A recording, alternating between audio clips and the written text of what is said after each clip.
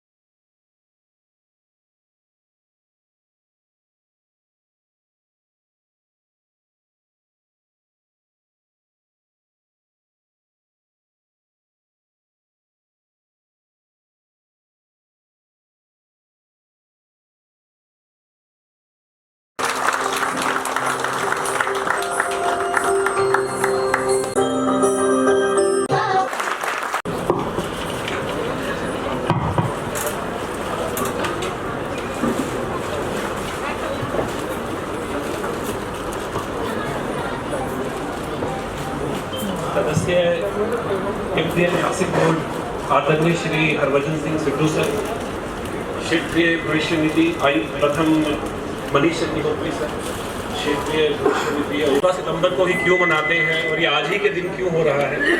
आप सब जानते होंगे कि 14 सितंबर 1949 को हिंदी को राजभाषा का दर्जा प्राप्त हुआ था और उसी के उपलक्ष्य में हर साल हम हिंदी पखवाड़ा मनाते हैं और गृह मंत्रालय के दिशा निर्देशों के अनुसार हम उसमें कुछ कार्यक्रम का आयोजन करवाते हैं, कुछ प्रतियोगिताएं करवाते हैं हमारे दफ्तर में, जिसमें हम सब लोग बढ़ चढ़ के हिस्सा लेते हैं। और एक में तो मुझे जज रहने का भी सौभाग्य प्राप्त हुआ और बड़ा अच्छा लगा ये देख के कि हमारे जो कार्यालय में साथी हैं जो साथ में काम करते हैं बेहद टैलेंटेड हैं, बहुत प्रतिभाशाली हैं, प्रतिभा के धनी हैं।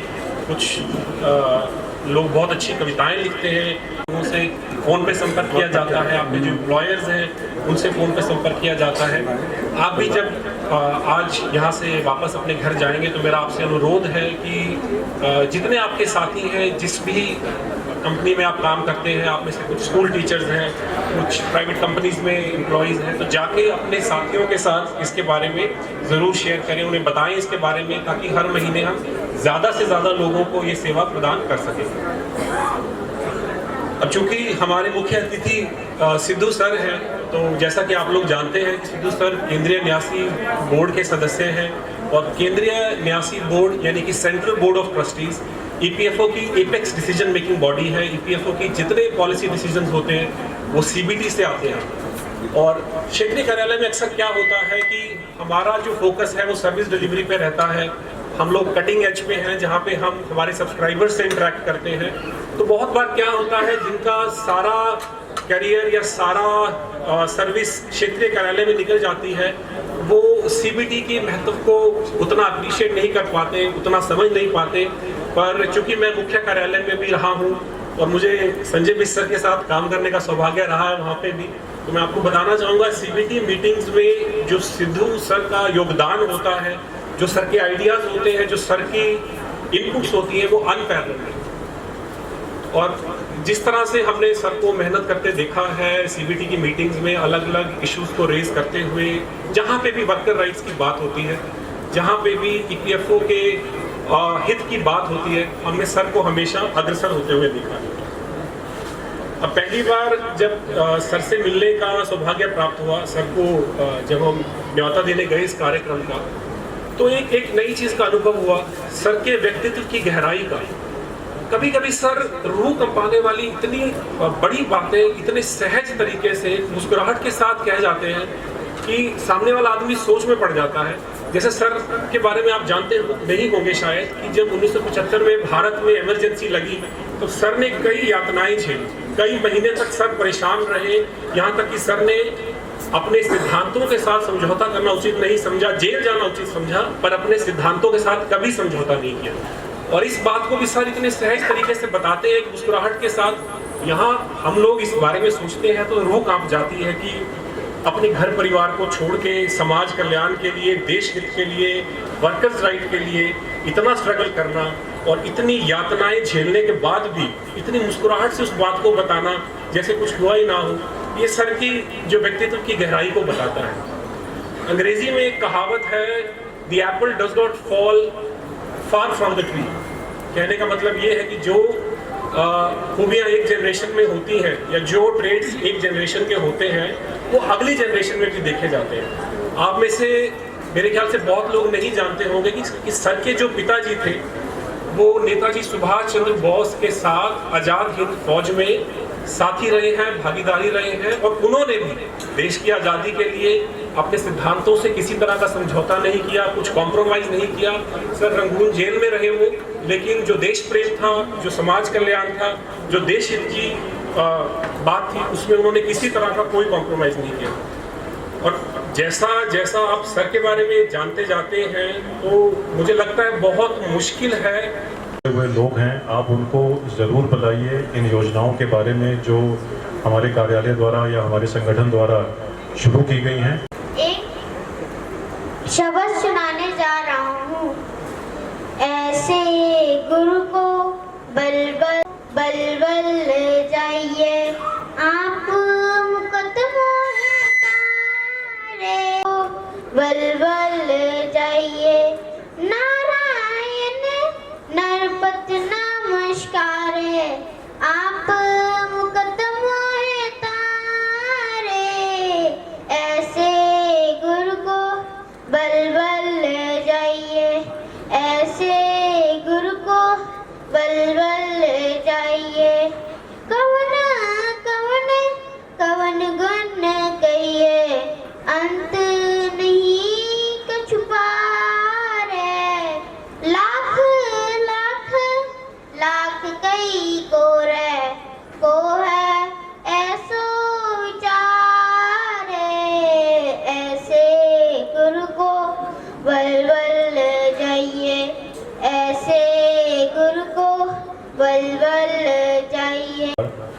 तो लोगों ने, जो सिख लोग थे जो इतना बढ़ चढ़ के आगे आए थे, जिन्होंने सेवा करी थी अपने समाज से जुड़े लोगों की, जिनको उस समय राहत नहीं मिल रही थी, बहुत ही सराहनीय कदम उठाया था उन लोगों ने और बहुत सराहना भी की गई थी।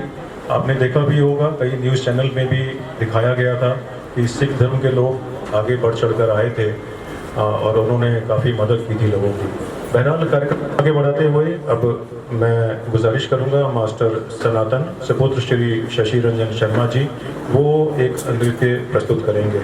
मास्टर सनातन।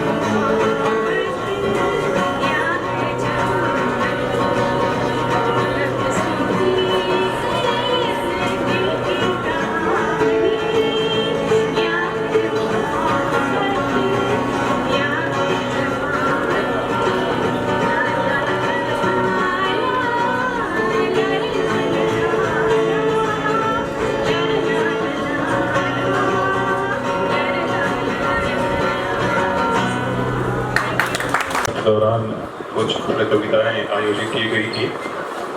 पहली प्रतियोगिता प्रथम, द्वितीय, तृतीय एवं सातवां पुरस्कार प्राप्त किया है। इस रहेगी माननीय क्षेत्रीय भविष्य निधि आयुक्त प्रथम श्री ब्रजेश कुमार मिश्रा जी से। सबसे पहले मैं बुलाना चाहूँगा श्री राजेश कुमार सिंह, जिन्होंने प्रथम स्थान प्राप्त किया है। श्री राजेश कुमार सिंह।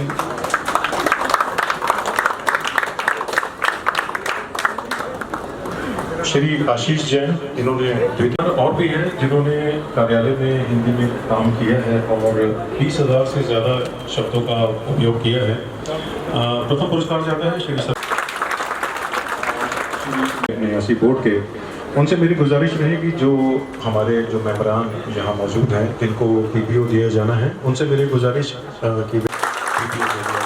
बहुत बहुत शुक्रिया आप सभी का। नमस्कार, मैं परी आज हिंदी दिवस के अवसर पर रानी अहिल्याबाई होलकर का चरित्र मंचन प्रस्तुत करने जा रही हूँ। बेटी हूँ इस माटी की मैं, मुझ में है वो लगन, अक्षरों के पर लगाकर छू लूंगी मैं गगन। सही दिशा सही शिक्षा देगी मुझे वो हौसला, अपने दम पर हर कदम पर खुद करूंगी फैसला। क्षितिज पर पाँव रखे कल फलक पर दिखेगी, बेटी सीखेगी कल का भविष्य लिखेगी। क्या होगा इस राज्य का?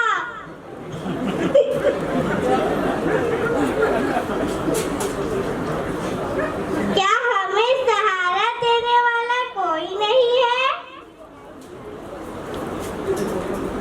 क्या इस राजगद्दी को संभालने वाला कोई नहीं है? बस बहुत हुआ, मालवा पर छाए इन काले बादल को हटाकर नए सूरज सेकने का समय है। 10 साल की थी जब खंडेराव होलकर की पत्नी बनकर इस राज्य में आई थी। तब से लेकर आज तक के सफर में इन प्रजा ने कोई कमी नहीं देखी। मालवा के शासक ने अपना धर्म अपना कर्म बखूबी निभाया है, मुझे इतना सम्मान दिया है, एक रानी की गरिमा को बनाए रखा। तो क्या मैं इस राजगद्दी पे सवाल उठने दूंगी? बिना कुछ करे हाथ पर हाथ धरकर बैठे रहूंगी? अब समय आ गया है शस्त्र उठाने का और अपने दुश्मनों का सर धड़ से अलग कर देने का। जब तक शरीर में प्राण शेष है, तब तक मालवा के सिंहासन पर कोई आंच उठाकर नहीं देख सकता। मैं उठ खड़ी होंगी, अपने दुश्मनों से लड़ूंगी। मालवा मृत्यु का शोक नहीं, जीत का जश्न मनाएगा। मैं रानी अहिल्याबाई होलकर आज शपथ लेती हूँ कि मेरे रहते इस सिंहासन पर कोई आंच नहीं आएगी। हर हर महादेव, हर हर महादेव। तो हमारे तलवार चलेंगे, इस बात का ध्यान रखकर आगे कदम बढ़ाना। आप अपनी सेना लेकर मेरा राज्य छीनने आए थे, परंतु आपकी ये इच्छा कभी पूर्ण नहीं होगी। आपने मुझे अबला समझा है, पर मैं कैसी अबला हूँ इसका पता आपको रण क्षेत्र में ही चलेगा। मेरी अधीन महिलाओं की सेना आपका सामना करेगी। मैं हार गई तो मुझ पर कोई नहीं हंसेगा, परंतु आप हार गए तो कहीं मुंह दिखाने लायक नहीं रहिएगा। फिर एक अबला पर जो आक्रमण करने का कलंक लगेगा, वो कभी नहीं मिट सकेगा। इन सारी बातों का विचार कर लड़ाई का मौका ना लाए तो ही अच्छा है। हर हर महादेव, हर हर महादेव। धन्यवाद। उसके मुखमंडल पर छाई थी गहरी उदासी की रेखा। मैंने पूछा हिंदी से, इतनी गुमसुम हो कैसे? अब तो हिंदी दिवस है आना, सम्मान तुम्हें सबसे है पाना। हिंदी बोली यही गिला है, हिंदी बोली यही गिला है। वर्ष का एक दिन मुझे मिला है, अपने देश में मैं हूँ पराई। ऐसा मान न चाहूँ भाई, मेरे बच्चे मुझे न जाने। लोहा अंग्रेजी का माने, सीखे लोग यहाँ जापानी, पर मैं हूँ बिल्कुल अनजानी। पर मैं हूँ बिल्कुल अनजानी। हिंदी की ये बात सुनी जब ग्लानि से भर उठी मैं तब, सोचा माँ की पीर बढ़ा दूँ, जन जन तक हिंदी पहुँचा दूँ, जन जन तक हिंदी पहुँचा दूँ। धन्यवाद। शब्द ऐसे आ जाते हैं या कुछ शब्दों को हम लोग अंग्रेजी में ज़्यादा समझ पाते हैं हिंदी के बजाय, लेकिन फिर भी कोशिश अगर करें तो कोई भी मुकाम हासिल किया जा सकता है। बहरहाल कार्यक्रम को आगे बढ़ाते हुए अब मेरी गुजारिश रहेगी श्री चंद्र कामत जी से, वे एक कविता या गज़ल पेश करने जा रहे हैं। हमारे गजल का चित्रहार लेकर के मैं आपके सामने हूँ, और चूंकि समय कम है तो 3-4 गजल का 2-4 अंश जो है उसको मैं आप लोगों के सामने रखना चाहता हूँ। तो पहला गजल है जिसका बोल है बहारों के नए मौसम। इस गजल को लिखा है श्री आलोक यादव सर ने, क्षेत्रीय भविष्य निधि आयुक्त प्रथम, और सर के अनुमोदन से मैंने इस गजल की धुन भी तैयार करी है और गाया भी हम ही ने है, और सोशल मीडिया से लेकर के कई मंचों पर मैंने भी इस गजल को गाया है, काफी समर्थन भी मिला है और काफी 5,000 से हम जो उसका लाइक भी मिला है। तो सुनिएगा। बहारों के नए मौसम बुलाते रह गए, बहारों के नए मौसम बुलाते रह गए, नजर में तू रहा हम आते आते रह गए, नजर में तू रहा हम आते आते रह गए, बहारों के नए मौसम बुलाते रह गए। पहला बंद सुनिएगा। दीवाना एक दिल की बात कहकर, दीवाना एक दिल की बात कहकर चल दिया, मुहज्जब लोग सारे दिल मिलाते रह गए, मुहज्जब लोग सारे दिल मिलाते रह गए। चूंकि सर के गजल में चूंकि उर्दू नुमा खुशबू रहती है, यहाँ मुहज्जब का अर्थ था सभ्य लोग की बात हो रही थी। श्री हरबंस सिंह सिद्धू जी जो महासचिव है हिंद महासभा, हमारे अग्रज है श्री मनीष अग्निहोत्री जी, और एक अच्छा होता है। बट आज मुझे जो इतना अच्छा लगा कि जो नाटक मंडली थी उनका तो खैर वो तो प्रोफेशनल थे ही, उनसे तो वो अपेक्षित था कि अच्छा प्रस्तुतिकरण करेंगे। हमारे जो लोगों का की जो प्रस्तुतियां थी वो प्रोफेशनल ग्रेड थी, उसे थोड़ा भी कम कहीं पे भी नहीं था। उन सब के लिए मैं चाहूंगा कि एक बार फिर से तालियां।